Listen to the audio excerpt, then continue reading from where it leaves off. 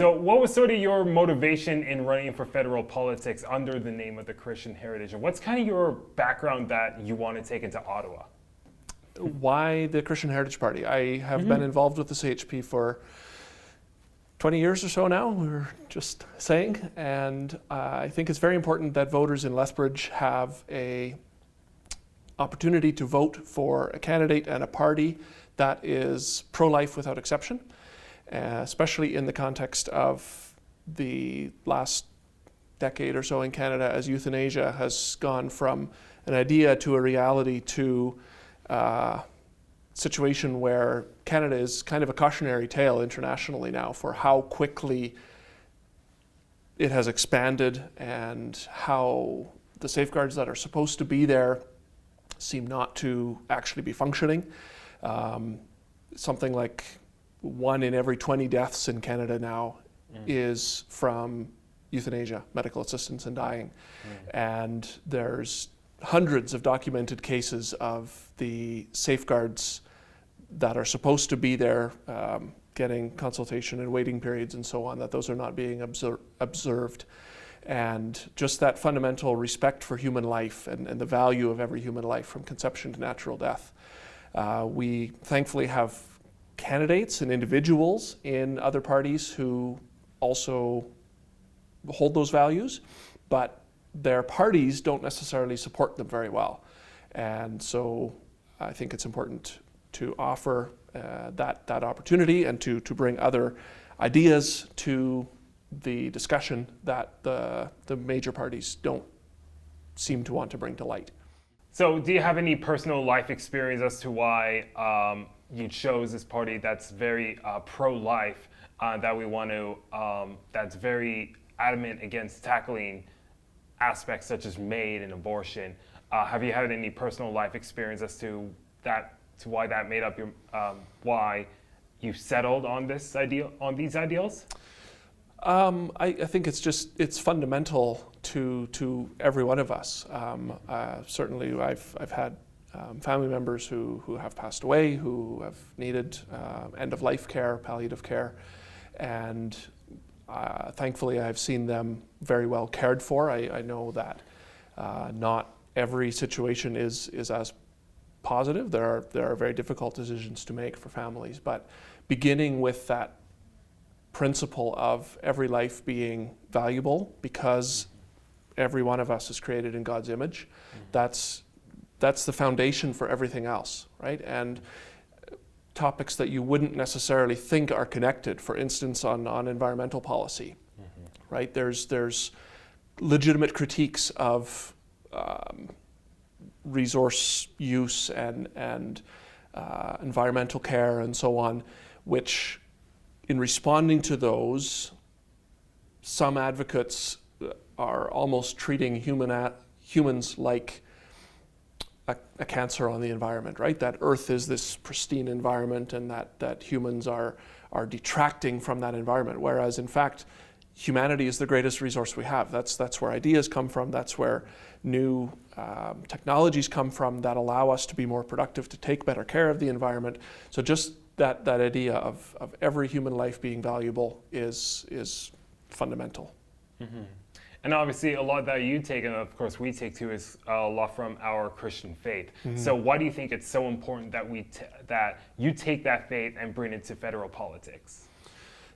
The name of our party, the Christian Heritage Party, right? It's not the Christian Party. It's not a party only for Christians. We have support from numerous faith groups and from atheists across the country. But we do have a Christian heritage in this country. And the value of life that I've just been talking about, and the, well, it says it right in the Charter of Rights and Freedoms, right? Whereas Canada is founded on principles that recognize the supremacy of God and the rule of law. That is the foundation of our legal system. And it's not that the Charter gave us those rights, it's recognizing pre-existing rights. And the common law tradition in the UK and the English-speaking countries, that underlies so much of what we value in our country. Even atheists like Richard Dawkins, Tom Holland, others who are not Christian at all themselves, but recognize that the values we hold as a society and the things that we take for granted about individual choice and freedom and opportunity, the rule of law, those are all things that are grounded in a Judeo-Christian ethic. And I don't think we should be ashamed of recognizing that, and I think we should promote that. That's what made our country great, and the further we go away from that, the more difficulty we run into. Take your pick. More debt is another issue that people don't necessarily think of that as a religious issue, and it's not religious, but it is moral, right? There's this idea that we need to separate church and state, and I agree with that. We are not a church in our political engagement. We are not a church party. The state and the church have separate functions, and yet the morality that the Judeo-Christian ethic espouses ought to be there also in our government. Separation of church and state has become a separation of morals from politics, and that is exactly why we're in the shape we're in as a country now. We need the integrity and honesty and fighting corruption. Come back to debt, where I just mentioned that a few minutes ago. That's actually theft, right? If we're trying to fund our desires now today as Canadians by forcing future generations to pay for it, that's fundamentally unjust. We ought to be running a balanced budget, not just for economic reasons, but for moral reasons as well.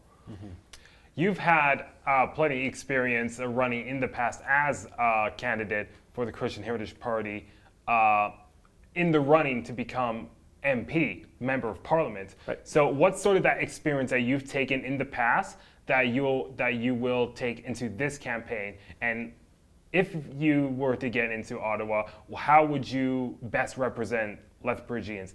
Okay.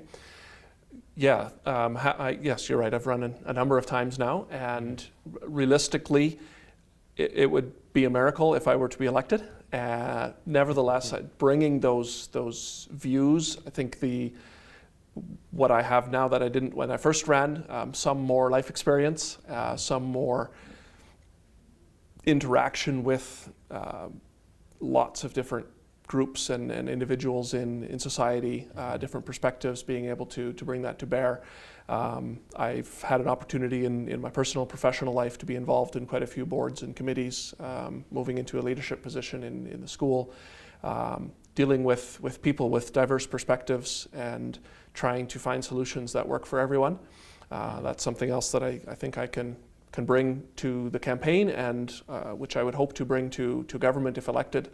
That value of human life comes out in political campaigns as well, where we hear so much opposition and enmity, right? And a disagreement on opinions means a hatred of the person, and that's totally not the idea. I think we can disagree and still respect one another, still value one another. In fact, by hearing a broad range of opinions, that's exactly how we can get to the best final solution, right? Making sure that different perspectives are incorporated and recognized. And let's face it, Canada is a very diverse country, and to rule out certain points of view because they're not popular is fundamentally undemocratic. I think we need to represent the full range of Canadian views, and there is a large constituency that identifies as Christian and that has these same values, and they should have a voice also in our federal government. Now, we've talked a lot about what you guys stand for the value of the human life and whatnot. We also hear a lot about the top issues that are facing Lethbridgians and Southern Albertans right now, whether it comes through to affordability or the trade situation between Canada and the U.S. What are your sort of angles in approaching the top issues that I would say most Canadians are faced with right now? For sure. There too, I think we do have some better solutions to offer. Debt, I mentioned already, that's actually a big one that comes into affordability. Among the issues, some things that lead to inflation and affordability issues are beyond the control of federal government, right? There's lots of factors that are just realities that we have to deal with. And yet, when we are now paying $125 million every day just to service the interest on the federal debt, that is a huge amount of money that is being stolen from future generations and is hurting Canadians right now. That's money that it's equivalent to one of the largest departments in our federal government, money that could much better go to the priorities of Canadians.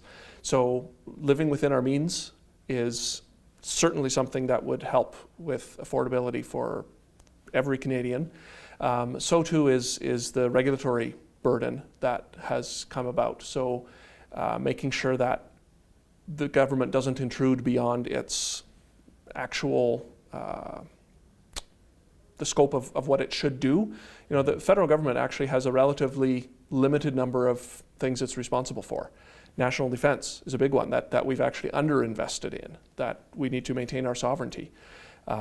There's lots of other areas in which it has taken over lots of post-secondary funding, lots of health funding. Those are actually provincial responsibilities, and yet the federal government is now deeply involved trying to put forward particular views, sometimes tying the funding to diversity, equity, and inclusion initiatives over the last decade. Those are all things that distort the marketplace, that ultimately add to complexity for business and add to costs for consumers.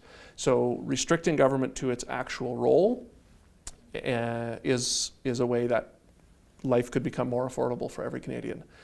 We have some big picture ideas as well, which we would need other parties to support us to implement. But for instance, one of our positions is to advocate for a fair tax.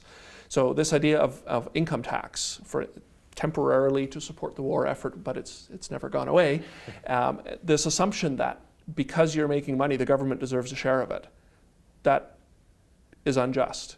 So most economists agree that consumption taxes are actually much fairer and more equitable taxes.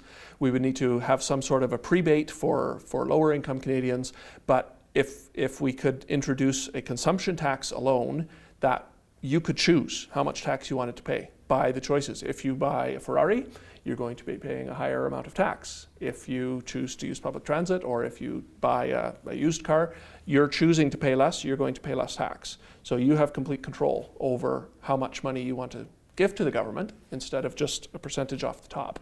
That would leave a lot more money in your pocket to pay for housing and priorities for yourself and your family.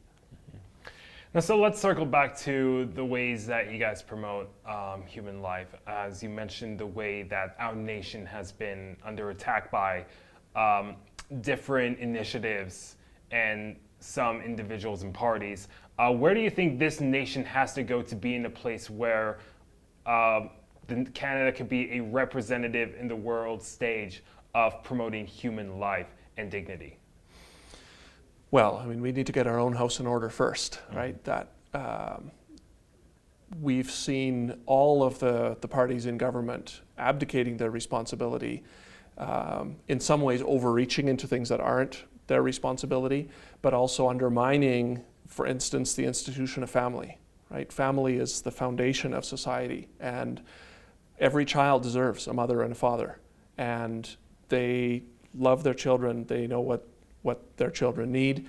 And this Bill C4 that passed in the last Parliament with unanimous support, may I say. The Conservatives joined with the Liberals and the NDP to pass this through, which turns counsellors, pastors into criminals for children who are experiencing gender dysphoria, to actually explore that with them, to ensure that there's no underlying mental health issues that need to be dealt with, trauma perhaps that needs to be resolved. That is a abdication of the responsibility of government and intrusion into something that is absolutely not just. And so we have a lot of work to do within Canada.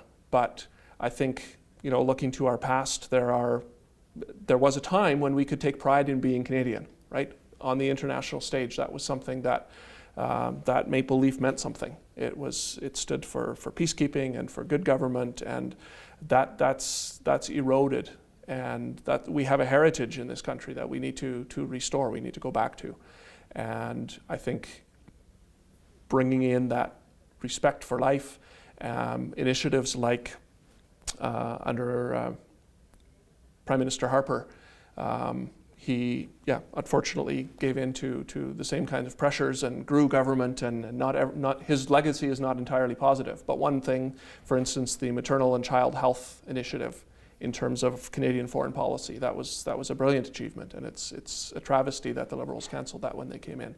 So there are certainly examples we can point to of things that have been done well in the past, and that can restore Canada to the world stage in a way that we can take pride in our country.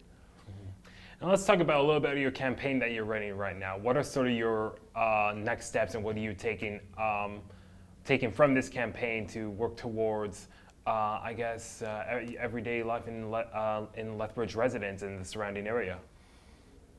You mean the actual practice of campaigning? The actual campaign you're running right now. So it's not a full-time campaign.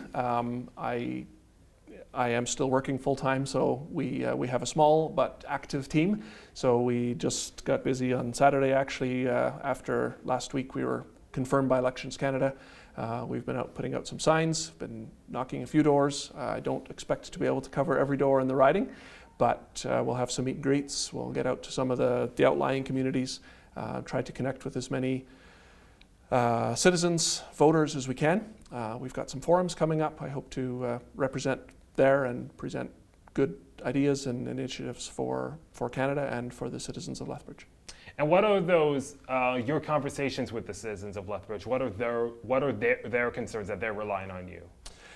The affordability you mentioned already is top of mind, right? And going to some of those underlying issues, it's very easy to say, oh, there's tariffs, so let's win this tariff war. Countervailing tariffs increase costs for local citizens as well, and so that's a wrong-headed approach in my view. The fundamentals of our economy need to be strong, and hearing a longer-term initiative, not just responding to issues that are in place right now. That's something that seems to resonate with people that I've spoken to here. Of course, some of the moral issues are polarizing. There's some that really resonate, and there's others who see things differently, and that's part of being in a democracy. So we can share those ideas and let people know that there are those who value the positions that made Canada great. There's a party that speaks for them. Well, Marc, thanks for coming in here today. We appreciate your time, and we wish you the best of luck in your campaign ahead. Thank you so much, Landon. Great to be here.